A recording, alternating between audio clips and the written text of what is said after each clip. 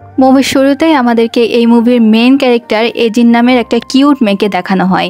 এজিন তার বাসা পরিষ্কার করছিল। এই সময় সে একটা বক্স খুঁজে পায়। বক্সটা যখন সে খুলে তখন সে দেখতে পায় এগুলোতে তার মায়ের লেখা কিছু চিঠি রয়েছে।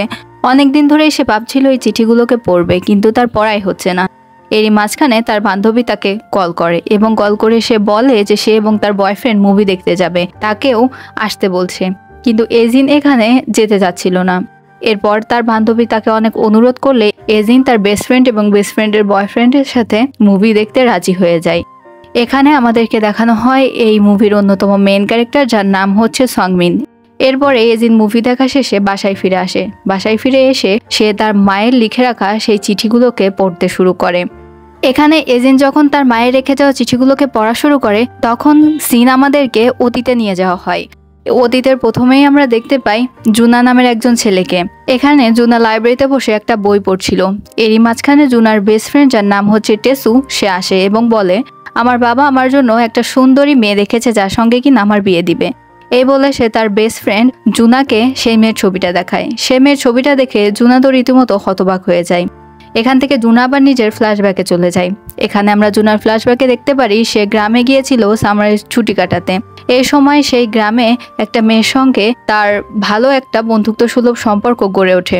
মূলত এই মেয়ে এই গ্রামের একজন প্রভাবশালী ব্যক্তির নাতনি ছিল এবং সেও এসেছিল সামারের ছুটি কাটাতে তার নানা বাড়িতে। এই মেয়ে হচ্ছে এজিনের মা, যার নাম হচ্ছে জুহি। জুহি এখানে জুনাকে বলে যে আমার অনেক দিন ধরে শখ যে এখানকার যে হন্টেড হাউসটা আছে সেখানে গিয়ে ঘুরে দেখব, কিন্তু আমার সঙ্গে কেউই যেতে চায় না। তুমি কি আমার সঙ্গে যাবে? আমাকে নিয়ে যাবে? তখন জুনা জুহিকে বলে যে অবশ্যই নিয়ে যাব। এরপরে যেহেতু সেই হন্টেড হাউসটা নদীর ওপারে ছিল, এজন্য তারা দুজনে একটা বোট ভাড়া করে দুজনে একসঙ্গে সেই হন্টেড হাউসে যায়। তারা সারাদিন সেই হন্টেড হাউসটা ঘুরে দেখে। এখানে এক মাতালে দেখা পেয়ে তারা তো পুরো রীতিমতো ভয় পেয়ে যায়। তারপরে তারা এখান থেকে ছুটতে পালিয়ে যায়। বৃষ্টি চলে আসে। তারা যখন নদীর কিনারে আসে তখন সে দেখতে পায় তারা বোটটাকে যেখানে রেখেছিল বোটটা সেখান থেকে ছুটে নদীর মাঝখানে চলে গিয়েছে, যার জন্য তাদেরকে অনেকটা রাস্তা ঘুরে এখন বাড়িতে যেতে হবে। তারা হাঁটা শুরু করে, কিন্তু প্রতিমধ্যেই আমরা দেখতে পাই জুহি তার পায়ে ব্যথা পেয়েছিল, আর যার জন্য জুনা তাকে কাঁধে করে নিয়ে হাঁটছিল।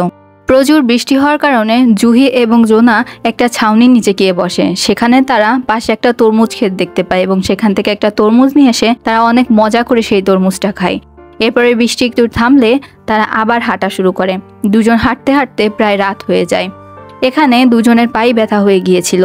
এই জন্য জুনা জুহিকে বসিয়ে কিছু জোনাকি পোকা ধরতে যায় জুহির জন্য।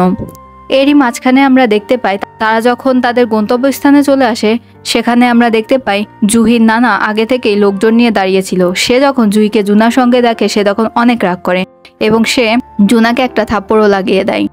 জুনার বর্তমান অবস্থানে দেখানো হয়, মানে জুনা এতক্ষণ জুহির ছবি দেখেই তাই ফ্ল্যাশব্যাকের এই কথাগুলোকে ভাবছিল।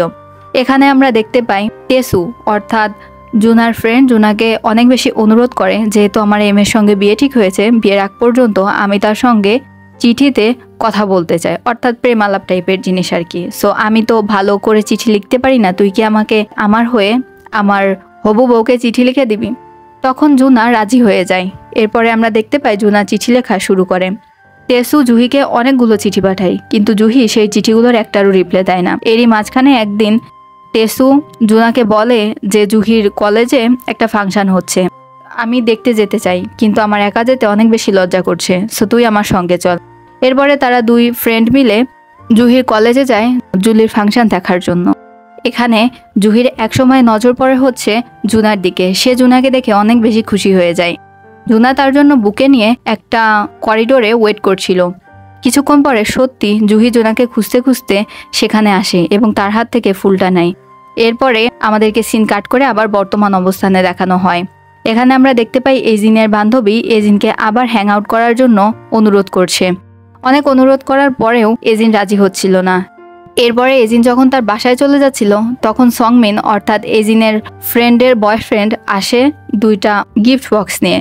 সে বলে যে আমি মূলত গিফট দুইটা তোমাদের দুইজনের জন্যই কিনেছি, তুমি কিছু মনে করো না, যদি তুমি আমার গিফটটা গ্রহণ করতে আমি অনেক বেশি খুশি হতাম। এজিন গিফটটা নিতে যাচ্ছিল না। তখন এজিনের বেস্ট ফ্রেন্ড তাকে বলে যে গিফটটা নিয়ে নে না, না নেয়ার কি আছে, এই বলে সে তার বান্ধবীর হাতে একটা গিফট বক্স ধরিয়ে দেয়। এজিন যখন এই গিফট বক্সটা নিয়ে চলে যাচ্ছিল তখন তার কাছে দৌড়াতে দৌড়াতে তারই বেস্ট ফ্রেন্ড আসে এবং এসে বলে যে আমার গিফট বক্সটা আমার অনেক বেশি পছন্দ হয়নি, তুই আমার গিফট বক্সটা রেখে দে এবং তোরটা আমাকে দিয়ে দে। এই বলে সে সেই গিফট বক্সটা নিয়ে চলে যায়। রাত্রে যখন এজিন গিফট বক্সটা খুলে তখন সে দেখতে পায় এই গিফট বক্সের মাঝে কিছু জিনিস সমেত একটা চিঠিও রয়েছে এবং এই চিঠিটাতে অনেক সুন্দর সুন্দর প্রেমময় কোড লেখা রয়েছে। সেই জিনিসটা পড়ে এবং পড়ার পরেই সে সাথে সাথে তার বান্ধবীকে ফোন দেয় এবং বলে এটা মনে হয় সংমিন তোর জন্য লিখেছে, কারণ এর ভেতরে অনেক সুন্দর কিছু কোড লেখা রয়েছে, তুই মনে হয় এই বক্সটা নিলে ভালো করতি। এর পরবর্তী সিনে আমরা দেখতে পাই সকালে এজিন যখন কলেজে যায় তখন তার সঙ্গে সংমিনের দেখা হয়। সংমিনকে দেখেই এজিন সবসময় ইগনোর করার চেষ্টা করত। অনেক জোরে বৃষ্টি আসে এবং একটা ছাউনির নিচে এজিন দাঁড়িয়েছিল। সংমিন আসে কিন্তু এজিন এখান থেকে চলে যেতে চাচ্ছিল। তখন সংমিন এজিনকে বলে যে তুমি তো এত বৃষ্টির ভেতরে লাইব্রেরিতে যেতে গেলে ভিজে যাবে, চলো লাইব্রেরি অবধি আমি তোমাকে পৌঁছে দিয়ে আসি। এই বলে সে নিজের জ্যাকেটটা খুলে এজিন এবং নিজের মাথার উপরে ধরে এজিনকে তার লাইব্রেরি পর্যন্ত পৌঁছে দিয়ে আসে। এখানে এজিনের একটু অকওয়ার্ড লাগছিল, কারণ এজিনও সংমিনকে মনে মনে পছন্দ করত, কিন্তু সংমিন যেহেতু এজিনের বেস্ট ফ্রেন্ডের বয়ফ্রেন্ড, এই জন্য সে না তো তার বেস্ট ফ্রেন্ডকে কথাটা বলতে পারছিল না সংমিনকে বলতে পারছিল। আর সংমিনের জন্য অনেক মেয়ে পাগল, এই জন্য আরও সে সংমিনকে কিছুই বলে না। এরপরে এজিন আবার তার মায়ের রেখে যাওয়া চিঠিগুলোকে পড়া শুরু করে। এখান থেকে সিন আমাদেরকে আবার এজিনের মায়ের অতীতে নিয়ে যাওয়া হয়, যেখানে আমরা দেখতে পাই জুহির সঙ্গে দেখা করতে আসে টেসু এবং এখানে টেসু জুহিকে তার মনের কথা বলে দেয় যে সে জুহিকে আসলেই অনেক বেশি ভালোবাসে, শুধু ফ্যামিলিগত কারণে জুহিকে বিয়ে করছে না, সে নিজেও জুহিকে অনেক বেশি পছন্দ করে এবং ভালোবাসে। এর পরবর্তী সিনে আমরা দেখতে পাই রাত্রে জুহি এবং জুনা একে অপরের সঙ্গে কথা বলে। আজকে টেসু জুহিকে কি বলেছে সেসব কথা সে জুনাকে বলে। জুনাকে যখন সেসব কথা বলে তখন জুনার অনেক বেশি গিল্টি বোধ হতে থাকে, কারণ তারই বেস্ট ফ্রেন্ড এবং সে তার বেস্ট ফ্রেন্ডের হবু বউয়ের সঙ্গে এরকম হ্যাং আউট করছে আর সেটা তার বেস্ট ফ্রেন্ডকে সে বলছে না। এজন্য তার অনেক বেশি খারাপ লাগে। জুহিকে সে বাসায় ছেড়ে দিয়ে সে তার বাসাতে চলে যায়। এর পরবর্তী দিন আমরা জুহির কলেজে দেখতে পাই, যেখানে জুনা জুহির সঙ্গে দেখা করতে আসে, কিন্তু এদিন জুহি একটু জুনাকে ইগনোর করছিল। তারপরেও জুনা জুহিকে অনেক বেশি জোর করে তার কথাগুলোকে শোনার জন্য। তখন জুহি জুনাকে বলে কি পরিণতি হবে আমি কিছুই বুঝতে পারছি না। পরবর্তী সিনে আমরা দেখতে পাই জুহি অসুস্থ হয়ে পড়েছে, আর যার জন্য টেসুকে তার বাবা খবর দিয়েছে। টেসু তখন তার বেস্ট ফ্রেন্ড জুনাকে নিয়ে জুহির সঙ্গে হাসপাতালে দেখা করতে যায়। জুহির বাবা জুনাকে চিনে ফেলে এবং সে অনেক বেশি রাগ করে। এরপরে আমরা দেখতে পাই জুনা তার মনের সংকোচকে দূর করার জন্য সে তার বেস্ট ফ্রেন্ড টেসুকে জুহি সম্পর্কে সকল কথা বলে যায়, যে কিভাবে তার সঙ্গে দেখা হয়েছিল এবং জুহি এবং সে কত ভালো বন্ধু। এই কথা শোনার পরে টেসু নিজেও বুঝতে পারে জুহি এবং জুনা একে অপরকে পছন্দ করে এবং সেই হচ্ছে কাবাবের হাড্ডি। তখন সে ব্যাপারে কিছু না বলে সেখান থেকে চলে যেতে থাকে। চলে যাওয়ার আগে সে তার বন্ধু জুনাকে বলে যে তুই কোনো চিন্তা করিস না, জুহি এবং তোকে সকল ধরনের সাহায্য আমি করব। এর পরবর্তীতেই আমরা দেখতে পাই জুনা জুহিকে যে চিঠিগুলো পাঠাতো সেই চিঠিগুলো কোনোভাবেই জুহির ফ্যামিলি জুহির অবধি পৌঁছাতে দিত না। আর এই কথা টেসু জানতে পেরে টেসু বলে যে তুই তো চিঠিগুলো আমার ঠিকানাতে পাঠিয়ে দিস এবং আমি আমার নাম দিয়ে জুহির কাছে এগুলোকে পাঠিয়ে দেব।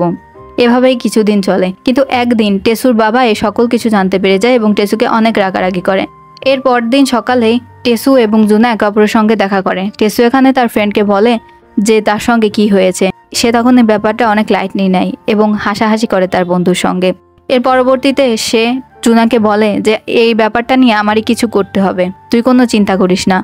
এরপরে যখন জুনা টেসুর জন্য কিছু একটা আনতে চায়, এই সুযোগে এই টেসু নিজের প্রাণ নেওয়ার চেষ্টা করে, আর ঠিক সময় মতো জুনা সেখানে এসে টেসুকে বাঁচিয়ে নেয়।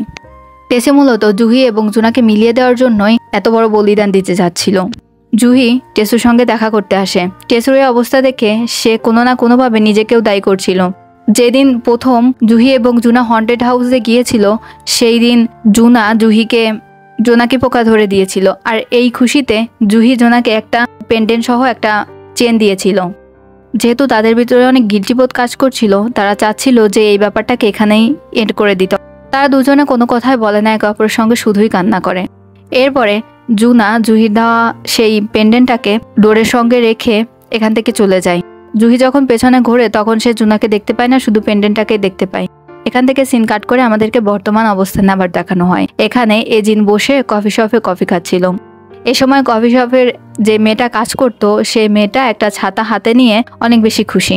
তখন এই মেয়েটা এজিনকে বলে যে গতকালকে সংমিন আমাকে এই ছাতাটা দিয়ে গেছে, বাইরে কত বৃষ্টি হচ্ছিল কিন্তু সে আমার কথা ভেবে ছাতাটা নেয়নি। এই কথা যখন সে বলে তখন এজিনের মনে পড়ে সংমিন বলেছিল সে ছাতা আনেনি। এজিনের একটু খটকা লাগে। এজিন আর একটুও দেরি না করে সংমিনের কাছে চলে যায় এবং সংমিনকে গিয়ে বলে যে তুমি ওই রেস্টুরেন্টের মেয়েটাকে নিজে ছাতা দিয়ে এসেছিলে ইচ্ছা করে, তাই না, যাতে তুমি আমাকে হেল্প করতে পারো।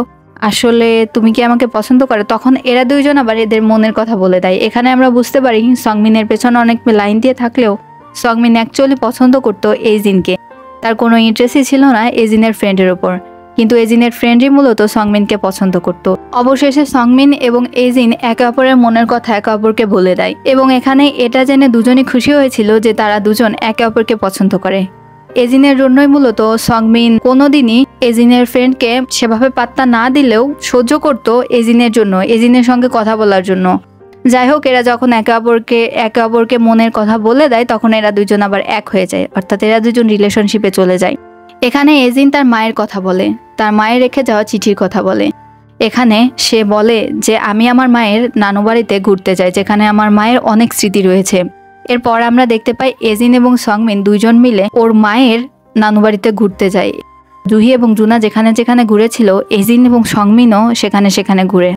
এর পরবর্তী সিনে আমাদেরকে আবার অতীতে দেখানো হয়, যেখানে আমরা দেখতে পাই যে কোরিয়াতে ওয়ার শুরু হয়েছে আর যার জন্য জুনাকে যেতে হবে যুদ্ধ করতে। এখানে জুহি জুনার সঙ্গে দেখা করতে আসে। মূলত টেসুই নিয়ে এসেছিল জুহিকে জোনার কাছে। এই সময় জুহি জোনাকে বলে যে তুমি বেঁচে ফিরে এসো। জুনা জুহির যে পেন্ডেন্টটা রেখে এসেছিল, জুহি আবার জুনাকে সেই পেন্ডেন্টটা ফেরত দিয়ে দেয় এবং জুনা সাদরে সেই পেন্ডেন্টটাকে গ্রহণ করে নেয়। জুনার যুদ্ধ স্পটের কাহিনীকে দেখানো হয়। জুনা অনেক বেশি ইনজুর্ড হয়ে যায়, কিন্তু কখনোই সে জুহির দেওয়া পেন্ডেন্টটাকে নিজের হাতছাড়া করে না। দেখতে দেখতে অনেকটা বছর পার হয়ে যায়। এখানে জুহি এবং জুনা আবার যখন একে অপরের খোঁজ পায়, তারা দুইজন ডিসাইড করে যে একে অপরের সঙ্গে দেখা করবে। জুহি এবং জুনা একটা রেস্টুরেন্টে দেখা করে। জুনা জুহিকে জিজ্ঞেস করে তুমি কি বিয়ে করেছো? জুহি তখন বলে যে না, আমি এখনো বিয়ে করিনি। তারপর যখন জুহি জুনাকে জিজ্ঞেস করে তুমি কি বিয়ে করেছো, জুনা তখন বলে যে হ্যাঁ, আমি তো বিয়ে করেছি এবং আমার একটা ছেলেও আছে। এ কথা শুনে জুহির তো হার্ট ব্রেক হয়ে যায় এবং জুহি অনেক বেশি কান্নাকাটি করতে থাকে।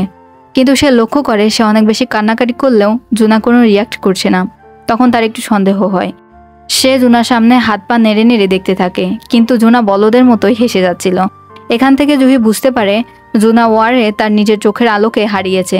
জুহি এটা জুনাকে জিজ্ঞেস করে। জুনা বলে যে হ্যাঁ, সে এখন আর দেখতে পায় না। এখানে জুনা জুহিকে বলে যে তার নিজের জীবনকে গুছিয়ে নিতে এবং নতুন করে শুরু করতে। এই দেখাটাই মূলত ছিল জুনা এবং জুহির শেষ দেখা। এরপরে তাদের আর কোনোদিন দেখা হয়নি। কিছু বছর পরের সিন আমাদেরকে দেখানো হয়, যেখানে আমরা দেখতে পাই জুহি তার ফ্যামিলির পছন্দ অনুযায়ী টেসুকেই বিয়ে করে এবং কিছু বছর পরে টেসু এবং জুহির একটা সুন্দর ফুটফুটে মেয়ে হয়। কিন্তু জুহি কোনোদিনই জুনাকে ভুলতে পারেনি। এখানে জুহি আবার তার সেই নানু বাড়িতে ঘুরতে যায় এবং একটা নদীর পাশে দাঁড়িয়েছিল। এ সময় বডিগার্ড টাইপের কিছু লোক জুহির কাছে আসে। তখন সেই লোকগুলো বলে যে আমাদের বস জুনা চেয়েছিল তার অ্যাশেজ যেন আপনার হাতে দেওয়া হয় এবং তার শেষকৃত্যটা যেন আপনি সম্পন্ন করেন। অর্থাৎ এখান থেকে আমরা জানতে পারি জুনা এই দুনিয়া ছেড়ে চলে গিয়েছিল। এখানে জুহি অনেক বেশি কান্নাকাটি করে। আর এই সময় আমরা এজিনকে দেখতে পাই যে কিনা অনেক পিচ্চি ছিল এবং এখানেই জুহি এবং জুনার কাহিনী শেষ হয়ে যায়। এরপরে আমাদেরকে আবার বর্তমান অবস্থানে দেখানো হয়। এখানে যখন সে সংমিনকে তার মায়ের সকল কাহিনীকে বলে, তখন আমরা দেখতে পাই সংমিন তার গলা থেকে একটা পেন্ডেন্ট সহ চেনকে খুলে দেয়। এটাই মূলত সেই চেন যেই চেনটা কিনা জুহি জুনাকে গিফট করেছিল। এখান থেকে আমরা জানতে পারি জুনার মূলত বিয়ের পরে যে ছেলেটি হয়েছিল সেই ছেলেটি হচ্ছে সংমিন।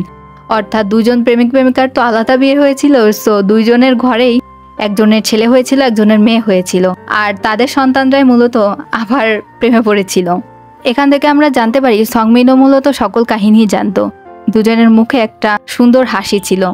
সংমিন এজিনকে প্রপোজ করে এবং তাদের ভালোবাসা এখানে পূর্ণতা পায়। আর এখানে এই মুভিটা শেষ হয়ে যায়। ভিডিওটা ভালো লাগলে সাথেই থাকবেন।